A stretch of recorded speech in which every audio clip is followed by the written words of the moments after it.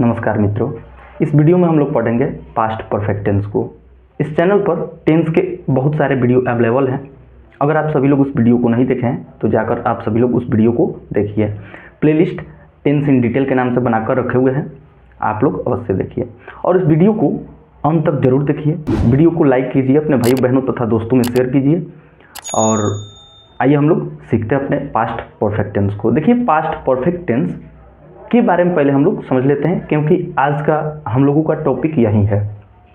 Past का मतलब होता है अतीत, यानी कि भूतकाल। टेंस का मतलब होता है समय काल। परफेक्ट का मतलब होता है पूर्ण, यानी कि कोई कार्य जो है वो पूर्ण हो चुका है। कब? अतीत से भी पहले। भूतकाल में कोई काम पूर्ण हो चुका है, वो भूतकाल से भी पहले। उसी चीज़ को अंग्रेजी में कैसे अनुवाद करना है हम लोग सीखने वाले हैं, तो वीडियो को धैर्य के साथ अंत तक देखिए। इसमें हम लोग 6 स्ट्रक्चर को पढ़ने वाले हैं, तो चलिए वीडियो को शुरू करते हैं। देखिए, हर एक टेंसों की तरह इसका भी पहचान होता है। किसी वाक्य के अंत में चुका था, चुकी थी, चुके थे, आ था, ई थी, ए थे, दिखे, वह परफेक्ट टेंस का पहचान होता है, मतलब पास्ट परफेक्ट टेंस का पहचान होता है। चुका था, चुकी थी, चुके थे या फिर आ था, ई थी, ए थे, किसके साथ दिखे भाई? तो दिखे मेन वर्ब के साथ, यानी कि मुख्य क्रिया के साथ, तो वह पास्ट परफेक्ट टेंस का पहचान होता है। जैसे कि एग्जाम्पल के तौर पे हम लोग देखते हैं, वह जा चुका था। इसे हम लोग कुछ इस प्रकार से भी बोल सकते हैं कि वह जा चुका है। तो ये हो जाएगा वर्तमान टेंस की बात, वर्तमान काल की बात। वह जा चुका है, यानी कहने का तात्पर्य है कि अभी वो तुरंत अभी निकला हुआ है। और इसमें एक बार आप सभी लोग इस वाक्य को बोल कर देखिए कि किस प्रकार का अनुभव और अनुभूति आप सभी को होती है। वह जा चुका था, यानी कि अतीत काल में ये कार्य जो है वो हो चुका है, बीत चुका है। वह जा चुका था, चाहे जहां भी जाए वो जा चुका था। जैसे कि मैं खाना खा चुका था, मैंने किताब ले चुका था, मैं पढ़ चुका था, चुका था, चुकी थी, चुके थे, मेन वर्ब के साथ दिखे, मुख्य क्रिया के साथ दिखे, तो वो पास्ट परफेक्ट टेंस का पहचान होता है। ठीक है, तो ये पहचान होता है। ठीक है, फॉर एग्जाम्पल हम लोग देखें, वह जा चुका था, हम लोग ऐसे भी कह सकते हैं कि वह जा चुका है, बट वो हो जाएगा प्रेजेंट परफेक्ट टेंस का। परफेक्ट का मतलब होता है कि पूर्ण होना। कंटिन्यूअस का मतलब होता है कि लगातार कार्य कोई चल रहा है, और प्रेजेंट का मतलब, इंडिफिनिट का मतलब होता है आदत के तौर पे कार्य होना, और परफेक्ट कंटिन्यूअस का मतलब होता है कि वो भूतकाल से कोई कार्य स्टार्ट हुआ और वर्तमान काल तक चल रहा है, और हो सकता है कि भविष्य तक जाए न जाए, वो कार्य के ऊपर डिपेंड करता है। ठीक है, तो आइए हम लोग आगे देखते हैं, इसके स्ट्रक्चर को देखते हैं। और हम लोगों ने जान लिया कि पास्ट टेंस का मतलब क्या होता है, परफेक्ट का मतलब क्या होता है, और वैसे हम लोगों ने इंडिफिनिट के बारे में, कंटिन्यूअस के बारे में जाना है, और अभी हमने बताया भी। आगे हम लोग पढ़ेंगे परफेक्ट कंटिन्यूअस के बारे में। ठीक है, इसका मुख्य स्ट्रक्चर एक होता है, उसी पर सभी प्रकार के वाक्य बनते हैं, जैसे कि निगेटिव, नकारात्मक, सकारात्मक, प्रश्नवाचक। ठीक है, अनेकों प्रकार के वाक्य बनते हैं, लगभग 6 प्रकार के। तो इसका जो मुख्य स्ट्रक्चर है, यानी कि सूत्र है, वो सब्जेक्ट है, प्लस हेड है, प्लस वर्ब 3 है, एंड ऑब्जेक्ट है। गाइस, हमने बात की थी और बहुत बार बताया है कि वर्ब के 3 फॉर्म होते हैं, और बनाए हम लोग तो 5 हो जाते हैं। आईएनजी जोड़कर चौथे बनता है, और एस या ईएस लगा दिया जाए तो वो 5वां फॉर्म बनकर तैयार हो जाता है। ठीक है, तो इसमें वर्ब 3 का प्रयोग करना है। हेड जो है वो हेल्पिंग वर्ब है हम सभी का। ठीक है, तो हेड की मदद से हम लोग अपने सेंटेंस को बनाएंगे। और इसमें एक चीज़ है जो कि आप सभी के लिए अच्छा है, इसमें ये नहीं देखना है कि सब्जेक्ट सिंगुलर है या प्लुरल है। सभी सब्जेक्ट के साथ हम लोग हेड का ही प्रयोग करेंगे, और बाकी वर्ब जो है वो वर्ब थर्ड का, यानी कि थर्ड फॉर्म का हम लोग प्रयोग करेंगे। और इसमें जो सब्जेक्ट है वो फर्स्ट पर्सन हो, सेकंड पर्सन हो, थर्ड पर्सन हो, कोई भी हो, हम लोग केवल हेड का प्रयोग करेंगे। ठीक है, तो आइए हम लोग अपने अफर्मेटिव सेंटेंस के स्ट्रक्चर को देखते हैं।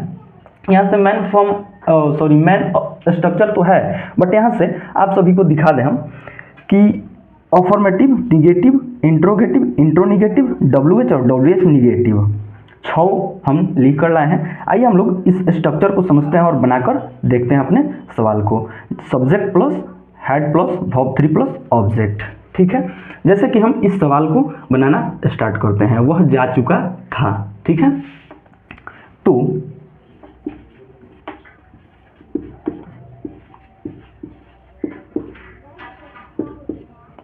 वह जा चुका था, हम लोग यहाँ से बनाते हैं।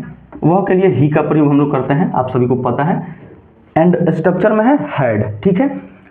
सेंटेंस चाहे जो भी हो, अफर्मेटिव हो, निगेटिव हो, इंट्रोगेटिव हो, सब में हेड का प्रयोग किया जाएगा हेल्पिंग वर्ब के लिए। और हेल्पिंग वर्ब जाना का क्या होता है गाइस? तो गो होता है। और गो का थर्ड फॉर्म गो का थर्ड फॉर्म क्या होता है? गॉन होता है, ठीक है। और कहाँ जा रहा है, किस काम से जा रहा है, इसमें कोई बात नहीं है, यानी कि ऑब्जेक्ट नहीं है। सो हम लोग केवल वर्ब को लिखकर छोड़ देंगे, ही हैड गॉन, ठीक है। वह जा चुका था। हम लोग ऐसे भी कह सकते हैं, वह गया था, या ई ए। हम लोगों ने यहाँ पे देखा आ ई ए, ठीक है। जैसे मैंने किताब ली थी, भाई हम लोगों ने तो देखा कि चुका था, चुकी थी, अब ली थी कहाँ से चला आया?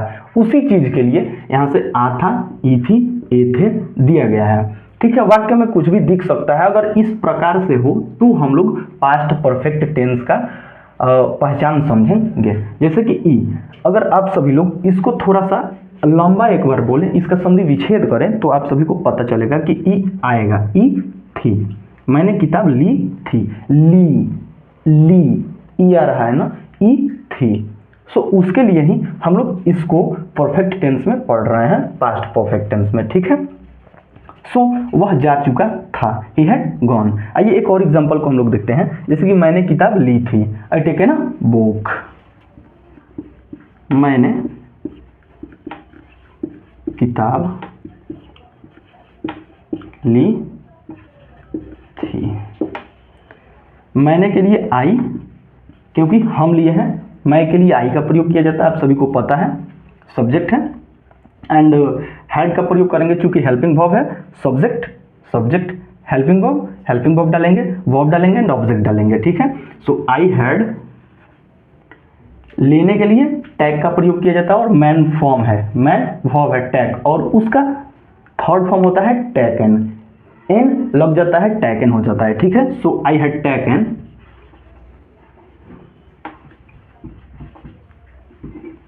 बुक, ठीक है। मैंने किताब ली थी, आई हैड टेकन बुक, ठीक है। कुछ इस प्रकार से हम लोग अफर्मेटिव सेंटेंस के स्ट्रक्चर को पढ़ते हैं, समझते हैं, ठीक है। आप सभी को बाकी पहले तो हम डिटेल्स में हर प्रकार से चर्चा की है, आप सभी को बताएं कि सब्जेक्ट को किस प्रकार से लिखना है, हेल्पिंग वर्ब को किस प्रकार से लिखना है, वर्ब को किस प्रकार से लिखना है, एंड ऑब्जेक्ट को किस प्रकार से लिखना है। गाइस वीडियो लंबा होने की वजह से थोड़ा सा हम रफ्तार में भाग रहे हैं। सो आइए हम लोग निगेटिव सेंटेंस को देखते हैं। इसी को हम यहाँ पे बनाते हैं। जैसे कि वह नहीं जा चुका था,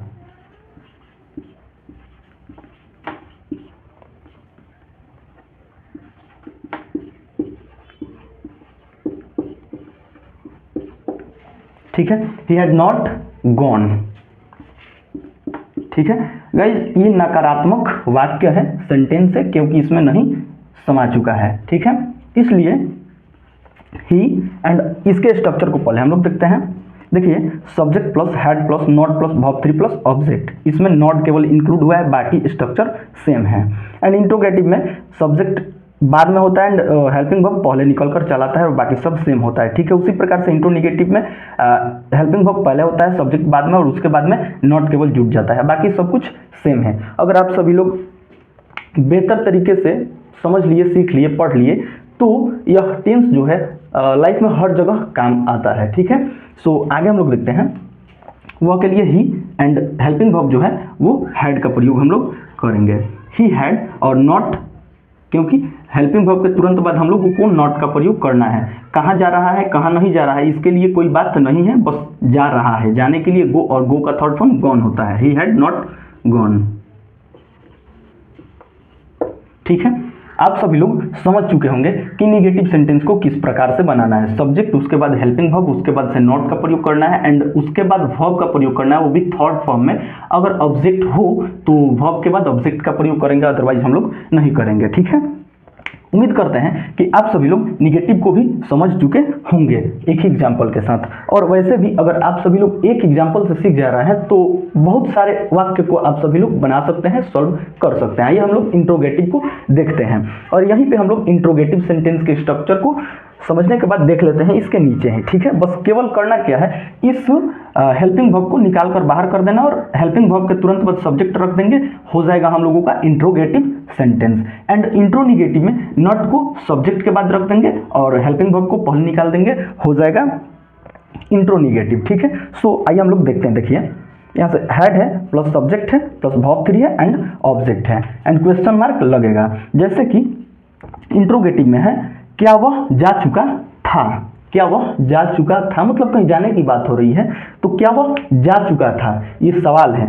ठीक है, तो इसका जवाब हाँ या ना में दिया जा सकता है। गाइस एक चीज और डिपेंड करता है कि किसमें है WH, यानी कि what, where, when, why, how, ये सभी वर्ड जो है कहाँ पे यूज करना है और कहाँ पे यूज नहीं करना है। तो जिसका जवाब एक वर्ड में दिया जा सकता है हाँ या ना, जहां जवाब दिया जा सकता है वहां पे WH का प्रयोग नहीं किया जाता और जहां पे नहीं दिया जाता है उसी क्वेश्चन वर्ड में, यानी कि प्रश्नवाचक वाक्य में WH का प्रयोग किया जाता है और इसी को 2 टाइप में पढ़ना होता है। उसके लिए हम लोग यहाँ से WH को पढ़ रहे हैं, बाकी हम लोग निगेटिव और इंट्रोनिगेटिव देख लेते हैं। ठीक है, जैसे कि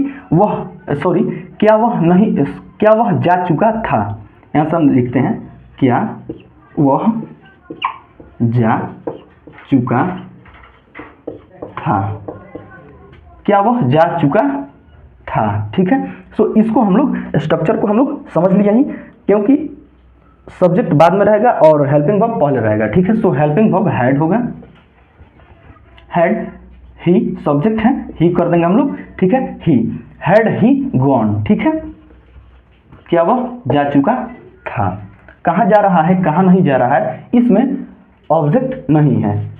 ठीक है, सो इसको हम लोग इस प्रकार से बनाएंगे और एक चीज इसमें हम लोग क्वेश्चन मार्क का प्रयोग करेंगे। ये है गाइस, ये जो है वो इंट्रोगेटिव सेंटेंस है। ठीक है, इंट्रोगेटिव है, ये जो है निगेटिव है और ये जो है हम सभी का दोनों अफर्मेटिव सेंटेंस है। ठीक है, बाकी आइए हम लोग इंट्रोनिगेटिव सेंटेंस को देखते हैं। इसी वाक्य में नहीं को नकारात्मक को जोड़कर, क्या वह नहीं जा चुका था। देखिए सवाल इतना छोटा सा, बट इसको कितने प्रकार से बनाया जा सकता है और इसमें नकारात्मकता समा गई तो हम लोग बनाएंगे हैड ही नॉट गॉन। ठीक है, उम्मीद करते हैं यहाँ तक आप सभी लोग समझ चुके होंगे। बस केवल सब्जेक्ट के बाद हम लोग नॉट ऐड कर देंगे तो इंट्रोनिगेटिव हो जाएगा। आइए एक बार देख लेते हैं हम लोग। सो गाइस, ये हम सभी का इंट्रोनिगेटिव सेंटेंस है, वाक्य है। इसको कुछ इस प्रकार से भी लिखा जा सकता है, क्या वह नहीं गया था। इस प्रकार से हम लोग लिखें कि क्या वह नहीं जा चुका था तो थोड़ा सा अजीब लगेगा, बट वास्तव में होगा क्या वह नहीं गया था। इसका मतलब भी सेम होगा, क्योंकि आ था, ई थी। क्या वह नहीं गया था, गया, आ रहा है, सो उसका मतलब भी वही होगा। ये थोड़ा सा अजीब लगता है, इसके लिए ही आ को, ई को और ए को इंक्लूड किया गया है, इसमें शामिल किया गया है, बट फिर भी हम लोग इसी वाक्य पे समझते हैं। ठीक है, स्ट्रक्चर आप सभी लोग देख लीजिए, head plus subject plus not plus verb 3 plus object. ठीक है, पहले हम लोग हेल्पिंग वर्ब का प्रयोग करेंगे, सो हेड, वह के लिए ही का प्रयोग हम लोग करेंगे और सब्जेक्ट के तुरंत बाद हम लोग नॉट का प्रयोग करेंगे। ठीक है, हैड ही नॉट गॉन, कहाँ गया नहीं गया कोई बात नहीं है। ठीक है, बस जाने के लिए गो और गो का third form gone and question mark हम लोग दे देंगे। इस प्रकार से इंट्रोनिगेटिव सेंटेंस को बनाया जाता है। आइए हम लोग फटाफट से WH को समझ लेते हैं और निगेटिव सेंटेंस को समझ लेते हैं। जैसे कि WH में है, यानी देखिए है तो ये भी प्रश्नवाचक ही, प्रश्नवाचक जिसमें कि क्वेश्चन पूछा गया होता है। बट बात यह है कि WH में किसी भी क्वेश्चन के जवाब को डिटेल में दिया जा सकता है, कारण को बताया जाता है, कारण सहित पूछा गया ये सवाल होता है, इसीलिए इसका जो है वो WH प्रयोग किया जाता है। केवल हेल्पिंग वर्ब से काम नहीं चलता। और इसमें क्या वह नहीं जा चुका था, क्या वह नहीं गया था, तो नहीं या हाँ, इसमें हम लोग जवाब दे सकते हैं हाँ या ना में, इसलिए WH का कोई भी वर्ड प्रयोग नहीं किया जाता है।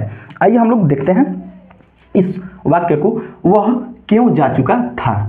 इसमें कारण हो गया। अब कारण बताना होगा, अगर बताना है तो उसमें कारण बताया जा सकता है। जैसे कि किसी ने सवाल पूछा कि वह क्यों जा चुका था, वह क्यों गया, वह क्यों गया था, ठीक है। तो इसमें कारण सहित उत्तर बताया जा सकता है, उसके लिए ही WH का प्रयोग करना है हम सभी को, ठीक है। उम्मीद करते हैं आप सभी लोग हमारे बातों को समझ चुके होंगे, ठीक है।